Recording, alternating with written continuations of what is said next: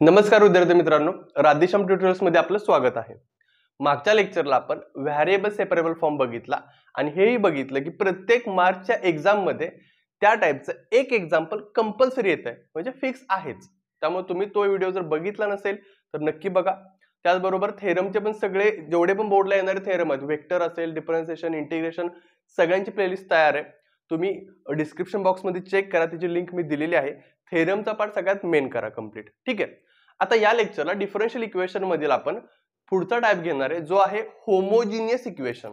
ठीक आहे. मग हा जो क्वेश्चन आहे तो सी आणि डी सेक्शन पैकी कुठल्या तरी एका सेक्शनला येणार. शक्यतो सी सेक्शनला येतो हा क्वेश्चन 3 मार्क्ससाठी. ठीक आहे. Homogeneous equation. आता होमोजिनियस म्हणजे काय? तर होमोजिनियस म्हणजे समजून घ्या की ज्याची डिग्री सेम असते. व्हेरिएबलच्या कशा असतात? डिग्री सेम असतात. मग हा टाइप तुम्हाला इंजिनिअरिंगला पण आहे. मग त्यातला पहिला क्वेश्चन जर बघितला तर तो ऑक्टोबर 14 आणि मार्च 14 ला विचारलेला आहे. मग ह्यामध्ये डिग्री सेम आहे म्हणजे काय तर समजून घ्या. या ठिकाणी एक्स स्क्वेअर आणि वाय स्क्वेअर आहे, ते रूटच्या आत आहे. हे जर तुम्ही रूटच्या बाहेर घेतलं तर काय होणार आहे? एक्स आणि वाय म्हणजे डिग्री 1 आली. इथं डिग्री 1 आहे, इथं डिग्री 1 आहे. मग होमोजिनियस इक्वेशनचा जो क्वेश्चन आहे तो ओळखायचा कसा? तर त्या क्वेश्चन मध्ये चेक करायचं डिग्री 1 आहे का. डिग्री 1 असेल तर तो फिक्स क्वेश्चन असतो होमोजिनियस इक्वेशनसाठी. ठीक आहे. मग आता होमोजिनियस इक्वेशनला काही फिक्स स्टेप्स आहेत, त्या स्टेप्स समजून घ्यायच्यात, कारण प्रत्येक एक्झाम्पल मध्ये त्या रिपीट होणार आहेत. ठीक आहे. मग आता लक्ष द्या. या ठिकाणी होमोजिनियस इक्वेशन मध्ये फिक्स मध्ये मॅक्सिमम क्वेश्चन मध्ये तुम्ही जर बघाल तर सबस्टिट्यूशन आहे. आणि ते सबस्टिट्यूशन काय आहे? तर put y equal to vx. म्हणजे ज्या ज्या ठिकाणी y आहे त्या त्या ठिकाणी vx तुम्हाला पुट करायचं आणि हे मॅक्सिमम एक्झाम्पल मध्ये आहे. मग आता इथं बघा, हे आलं. यानंतर खाली याचं डेरिव्हेटिव्ह काढायचं विथ रिस्पेक्ट टू x. त्यासाठी v हा कॉन्स्टंट नसतो. मग बघा, डिफरन्शिएट विथ रिस्पेक्ट टू काय सांगा? x. y चं डेरिव्हेटिव्ह येणार आहे dy/dx आणि ह्या दोघांमध्ये प्रोडक्ट रूल v x चं डेरिव्हेटिव्ह 1 प्लस x तसंच आणि v चं डेरिव्हेटिव्ह dv/dx. ह्याला मी इक्वेशन नंबर 1 म्हणतो. आणि हा जो पार्ट आहे तो प्रत्येक एक्झाम्पल मध्ये फिक्स असतो, y बरोबर vx. ठीक आहे. मग काही टिपिकल 1-2 एक्झाम्पल असतील पुस्तकामध्ये की ज्याच्या ठिकाणी सबस्टिट्यूशन करावं लागतं x इक्वल टू vy. काय पुट करावं लागतं? x equal to vy. ते पण 1 ते 2 एक्झाम्पल आहे, पण 99% एक्झाम्पल जर बघाल तुम्ही तर फिक्स मध्ये y इक्वल टू vx हे सबस्टिट्यूशन असतं. ठीक आहे. ओके. मग आता हा पार्ट लक्षात आला. ठीक आहे. आता काय करायचं की ज्या ठिकाणी हा dy/dx च्या पार्ट मध्ये जो इक्वेशन आपल्याला दिलंय त्याच्यामध्ये जिथं जिथं y तिथे इथं v पुट करायचं, vx पुट करायचं. मग आता बघा, समजून घ्या. dy/dx इक्वल टू मी काय लिहिणार सांगा इथं? मग vx plus under root x square plus इथं x square v square upon x. Clear इथपर्यंत? ठीक आहे. मग आता याच्यामधून काय होतं बघा, तर dy/dx इक्वल टू vx तसंच राहणार प्लस एक्स स्क्वेअर कॉमन काढला असता रूटच्या बाहेर आल्यानंतर तो x होणार आहे अंडर रूट इथं शिल्लक राहणार 1 प्लस इथं शिल्लक राहणार व्ही स्क्वेअर. हे कळालं का? एक्स स्क्वेअर आणि एक्स स्क्वेअर कॉमन काढलं रूटच्या आतमध्ये, रूटच्या तेच एक्स स्क्वेअर बाहेर आला की एक्स होणार त्याचा आणि आत शिल्लक राहणार 1 प्लस व्ही स्क्वेअर. ठीक आहे. मग खाली काय शिल्लक राहणार आहे? एक्स. आता जर तुम्ही या दोघांमधून एक्स कॉमन काढलात तर एक्स ला एक्स काय होईल? कॅन्सल होईल आणि तुम्हाला इथं असं मिळेल की dy/dx equal to v plus under root 1 plus v square. म्हणजे एक्स ला एक्स काय झाला? इथं कॅन्सल झाला. आणि हा जो फॉर्मॅट आहे ह्याला आपण इक्वेशन नंबर 2 म्हणूयात आणि दोघांना आता काय करूयात? कम्पेअर करूयात. मग कम्पेअर केल्यानंतर काय होतंय बघा, समजून घ्या. v plus x dv/dx equal to पुढं v plus under root 1 plus v square. Correct आहे? ठीक आहे. आता यानंतर नेहमीची स्टेप व्हेरिएबल सेपरेबल फॉर्म. मग इथं कसं करणार आपण बघा, तर या ठिकाणी पहिल्यांदा v हा प्लसचा मायनस करा, म्हणजे हे x होईल dv/dx आणि v plus under root 1 plus v square. ठीक आहे. आणि मायनस v. आता ह्या v ला हा v काय झाला? कॅन्सल झाला. तो इथंच आपण कॅन्सल केला असता तरी चालला असता. ठीक आहे. आता इथून पुढे व्हेरिएबल सेपरेट करा. 1 upon under root 1 plus v square dv equal to हा dx वरती येईल आणि हा x जो आहे तो डिनॉमिनेटर मध्ये जाईल याच्या, म्हणजे 1/x येणार आहे. ठीक आहे. हा व्हेरिएबल सेपरेबल फॉर्म झाला. आता यालाच जर आपण इंटिग्रेट केलं, म्हणजे याला काय करूयात? आता इंटिग्रेट करूयात.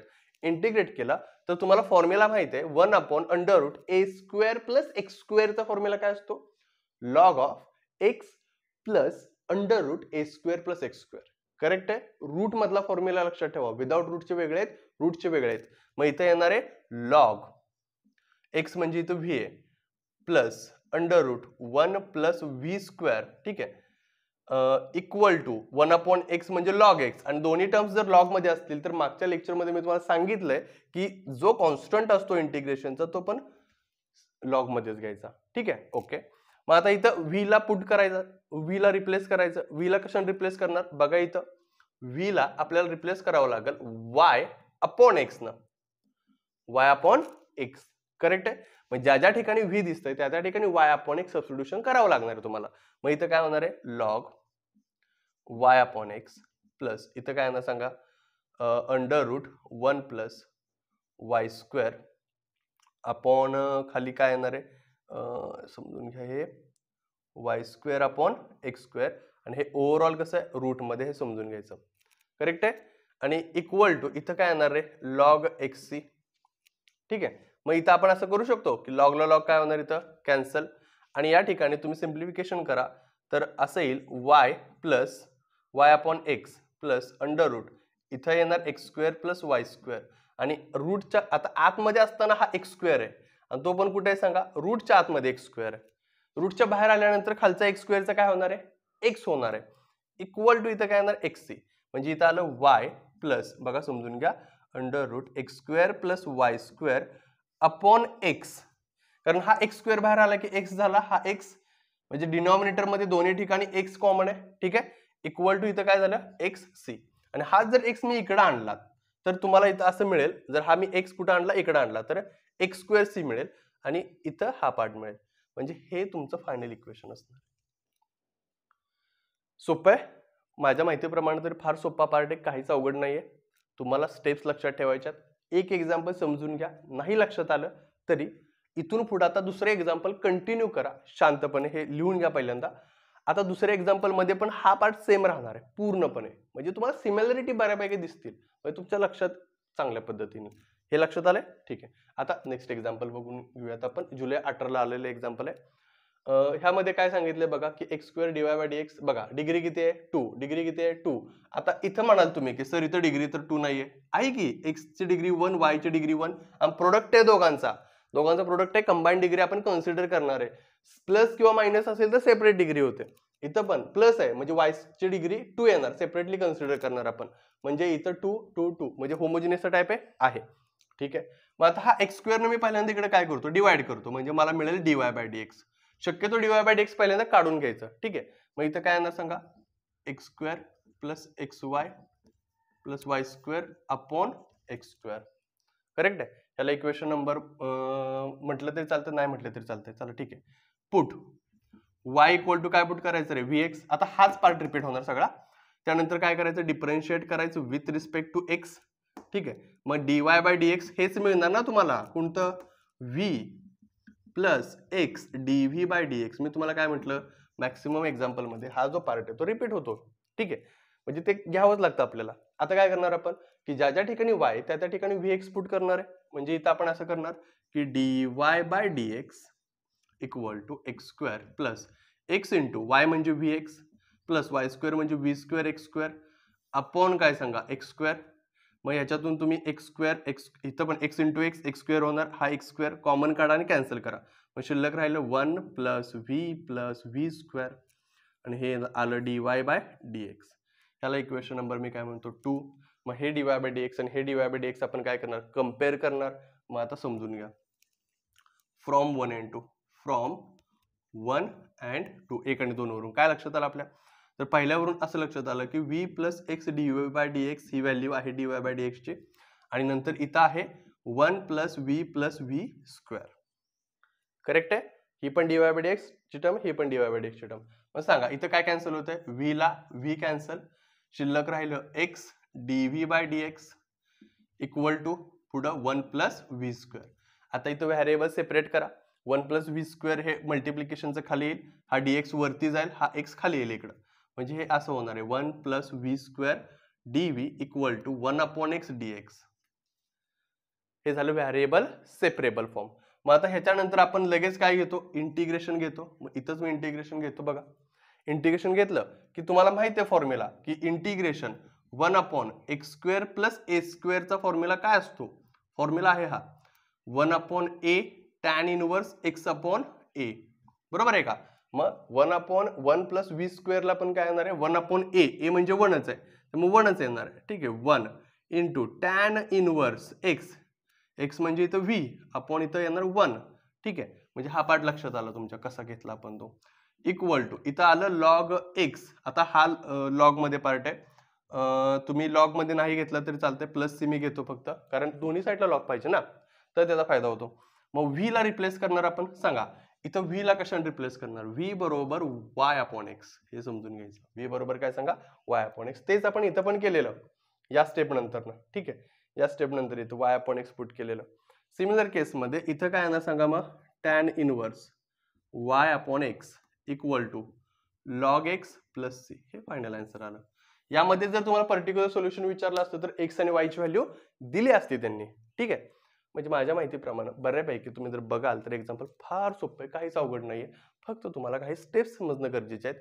तुम्हाला लक्षात येणं गरजेचं आहे की हे एक्झाम्पल नक्की होमोजिनियस आहे का नाही आणि ते कसं लक्षात घ्यायचं हे पण सांगितलंय. ठीक आहे मग हा पार्ट तुमच्या लक्षात आला असेल. हा व्यवस्थित लिहून घ्या.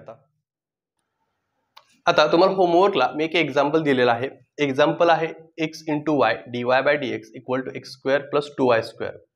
सगळ्यात महत्वाचं या क्वेश्चन मध्ये हा जो पार्ट दिलाय तो बऱ्याच मुलांना जमत नाही किंवा लक्षात येत नाही. काय दिलंय नक्की काय दिलंय त्यांनी इथं समजून घ्यायचं. ज्यावेळेस हे या फॉर्मॅटमध्ये येतात तर नक्की व्हॅल्यू कुणाची आणि कशी दिले हे समजून घ्या. याचाच अर्थ असा आहे की y/x इक्वल टू 0. काय y/x इक्वल टू 0 म्हणजे x इक्वल टू किती असणार इथं 1 आणि y इक्वल टू किती असणार आहे 0. हे समजणं गरजेचं आहे. म्हणजे x ची व्हॅल्यू 1 आणि y ची व्हॅल्यू 0 शेवटला तुम्ही पुट करणार त्यावेळेस c ची जी व्हॅल्यू येते ती येते 1. c बरोबर किती येते 1 शेवटला सांगतोय आणि 1 तुम्ही पुट केलं की मग नंतर तुम्हाला जे फायनल सोल्युशन मिळणार आहे ते हे मिळणार आहे. करेक्ट आहे. यामध्ये अजून एक समजून काय घ्यायची गोष्ट आहे की तुम्हाला dy/dx पाहिजे तर x इंटू y ने डिवाइड करायचं याला. म्हणजे हे असं येईल बघा dy/dx इक्वल टू जर तुम्ही x² ला x इंटू y ने डिवाइड केलं तर इथं x/y येत आहे प्लस या ठिकाणी पण y ला y कॅन्सल होतंय 2. इथं काय येणार सांगा y/x येणार आहे. कळालं. म्हणजे जिथं y आहे तिथं vx पुट करणार x ला x कॅन्सल होईल. इथं y/x म्हणजे v पुट करू शकताय आणि यानंतर मग क्रॉस मल्टिप्लिकेशन वगैरे करून तुम्ही सोडवू शकताय. ठीक आहे म्हणजे हा जो क्वेश्चन आहे तो तुम्हाला याचा होमवर्क म्हणून कंप्लीट करायचा आहे आणि फार सोपा टाईप आहे काहीच अवघड नाहीये. ठीक आहे मग आता व्हिडिओ आवडला असेल तर नक्की लाईक करा शेअर करा सबस्क्राईब करा. धन्यवाद.